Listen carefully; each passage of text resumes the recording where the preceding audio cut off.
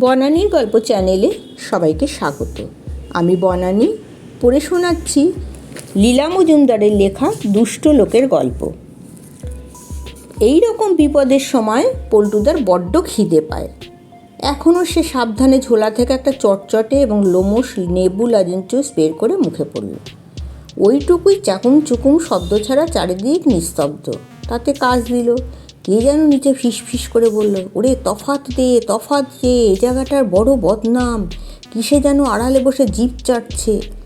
তারপরে একটু চাপা খসখস, ধূপ ধূপ, তারপর অদ্ভুত চুপচাপ। পল্টুদা একা বসে বসে বুঝতে পারলো কানে যে ধূপ ধূপ আওয়াজ আসছে সেটা তার হৃৎপিণ্ডের শব্দ। এ সমস্ত কথা পল্টুদার মুখ থেকে আমরা নিজের কানেই শোনা। আমাকেও বানিয়ে মিছে কথা কখনো বলবে না। তার কারণ তাহলে আমি বড় কাকাকে সব বলে টলে অনর্থ করব। সে যাই হোক, ওর কর্তব্য হলো লোক দুটোর পিছু নেওয়া এবং সেই জন্যই ওর এই ব্যাপারে জড়িয়ে পড়া, অর্থাৎ ওদের নজরবন্দি করে রাখা। কোথায় যায়, কি করে, কাদের সঙ্গে সলা পরামর্শ করে এবং ধরা না পড়ে সম্ভব হলে কি বলে না বলে তাও আড়ি পেতে শুনে নেওয়া। এসব করতে হবে নিজেকে প্রায় অদৃশ্য বানিয়ে রেখে, ওরা যাতে ওর অস্তিত্বটুকু সন্দেহ না করে। এমনকি এই দৈবাত যদি চোখে পড়েও যায় যেন এতটুকু সন্দেহও না করে। আগেও বলেছি, পল্টুদার চেহারাটাই হলো সবচাইতে বড় কোয়ালিফিকেশান। যে কোনো মনস্তত্ত্বের বই খুলে দেখতে পারো ওই রকম চেহারা হলো অতি বড় দুষ্কৃতী হওয়ার প্রবণতার প্রমাণ। পল্টু নিজে আমাদের বলেছে যে ও নিজেই ওই প্রবণতাটা টের পায়। আমরা যেন ওকে বেশি না খাটাই, কারণ ও অনেক কষ্টে নিজেকে দমন করে রাখে। ভাবো একবার, কী সব আত্মীয়ের সঙ্গে আমাদের ঘর করতে হয়, কিন্তু ওর কীর্তিকলাপের কথা শুনবার লোভে উঠতে বললে আমরা উঠি আর বসতে বললে বসি। তাছাড়া ওর ওই চেহারাটার জন্য ওর ওই চাকরি, ওটাই ওর মূলধন। নইলে আমি হলে তো দিব্যি সুন্দর একখানা একমুখ দাড়ি গোফের পিছনে গা ঢাকা দিয়ে থাকতাম। অবশ্য অমন ভালো মাইনের চাকরিটা হতো না। সে যাই হোক, আশা করি সবাই এতক্ষণে বুঝে নিয়েছে যে এই গল্পের আমি যাকে বলে খবরের কাগজে রিপোর্টার ছাড়া কিছু নই। তবে সব কয় স্বয়ং পল্টুদার মুখে শোনা, আর ও আমাকে যা বলে যে খাঁটি সত্যি কথাই আমি হলপ করে বলতে পারি। অন্য লোককে কি বলে না বলে তার সঙ্গে আমার কি? সব সত্যি কথা ফাঁস করে দিলেই তো বেচারার অমন ভালো মাইনের চাকরিটা 12টা বেজে যাবে। ও আমার জন্য অনেক করেছে, করবে। আমি ওর পায়ের তলার মাটি কেটে নিলে ওর সঙ্গে আমিও যে ভেস্তে যাব তাতে সন্দেহ নেই। পল্টুদা ভুতুরে গাছের মগডালের নিচে ফ্যাঁকড়া জায়গাটাতে বসে 7-5 ভাবতে স্থির করলো গোয়েন্দাগিরি আর নিজের নিরাপত্তা একসঙ্গে হয় না।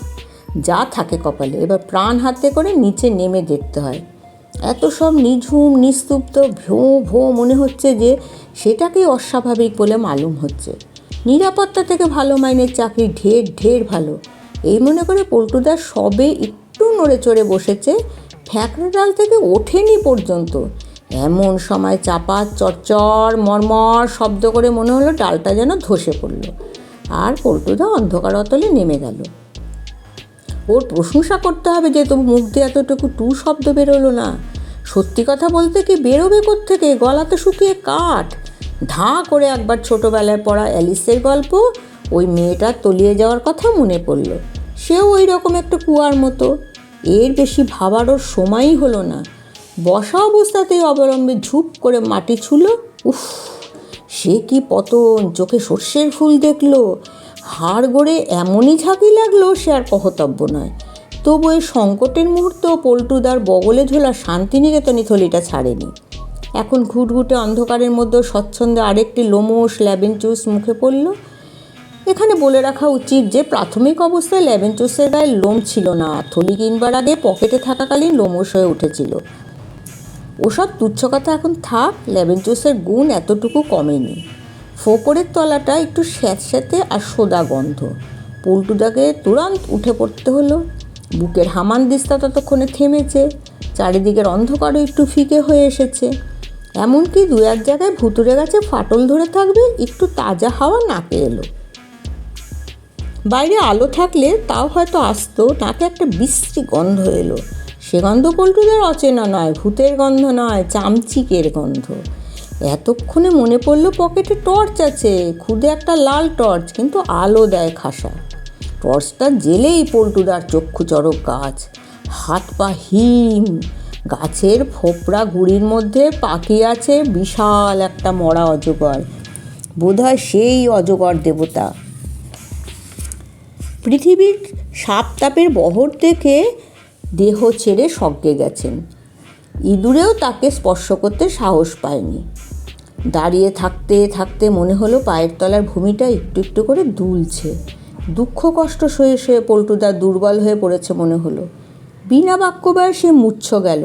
চোখে যখন অন্ধকার দেখছে তখন মনে হলো মাটি তোলেনি, অজগর বাবা নড়েছেন, হয়তো স্বর্গে যাননি, এইমাত্র ফিরে এলেন। পল্টুদার এমনই মনের জোর যে মূর্ছে যাওয়ার মুহূর্ত ভুঁইয়ে মাথা টেকিয়ে তাকে নম করল। অজগর বাবা মাথা দিয়ে তার দিকে একটা ঘোড়া ঠেলে দিয়ে পাক খেতে খেতে আস্তে আস্তে গাছের ফাঁকা গুড়ি বেয়ে ওপরে উঠে বোধহয় স্বর্গে এলেন। যেতে দেখেনি পল্টুদা, কিন্তু ওই রকম মনে হলো। তারপর সত্যি সত্যিই মুচ্ছ গেল। কারা মুখে ঠান্ডা জল ছিটোতে পল্টুদার আবার চৈতন্য হলো, কি সর্বনাশ, স্বয়ং স্যার এসেছেন যে। তাকে স্যালুট করবার জন্য পল্টুদা ধর্মর করে উঠে দাঁড়াবার চেষ্টা করতেই বড় সাহেব তার পিঠ চাপড়ে দিয়ে বললেন, থাক থাক মাই বয়, তুমি আর যে সাহস এবং সৎসাহস দেখিয়েছ এবং দেশেরও দশের যে উপকার করেছ, তাতে তোমাকে পদোন্নতি দিয়ে হেড অফিসে বসালেও যথেষ্ট হবে না। কিন্তু গত 10 বছরে এ অঞ্চলে যত ডাকাতি হয়েছে তার সমস্ত লুট কী করে উদ্ধার করে দিলে তা ভেবে পাচ্ছি না। পল্টুদা বলল, আমার কোনো বাহাদুরি নেই স্যার, সব অজগর বাবার দয়ায় হয়েছে। তার অনুচররা মোহরের থলিটা আমার হাতে ধরিয়ে কেটে পড়ল, আর তিনি নিজে আমাকে ঘোড়াটে দিয়ে স্বর্গে চলে গেলেন। ওতে কি আছে? বড় সাহেব পল্টুদার মাথায় হাত বুলিয়ে বলেন, আহা, সবাই সমান হয় না। এত ঝক্কি গেছে তোমার ওপর দিয়ে, তাই ভুল বুঝেছ। ওই থলি ভরা মোহর গত মাসে সরকারি ব্যাংক থেকে চুরি গিয়েছিল, আর ঘোড়া গয়নাগাটি অঞ্চলের গত 10 বছরের চোরাই মাল দিয়ে ভর্তি। অজগর বাবা হলেন দেবতা, তিনি কে সত্যি আছেন যে তুমি দেখতে পাবে? সে যাই হোক গে, হেড অফিসে বদলি হতে তোমার আপত্তি নেই তো? অনেক মাইনে বাড়বে, খাটুনিও কমবে। পল্টুদা দুহাত জোর করে বলে, স্যার দয়া করে মাইনেটা বাড়াবেন, কিন্তু হেড অফিসে বদলি করবেন না। আমি এখানে থেকেই আপনাদের সব কাজ সরেজমিনি করে দেব। ওই বড় অফিসারদের আমি বড় ভয় পাই, আর বসে বসে কাজ করলে হাঁটুতে খিল ধরে। আমাকে কাইন্ডলি এখানেই রাখুন। বড় সাহেব তার পিঠ চাপড়ে বললেন, তথাস্তু।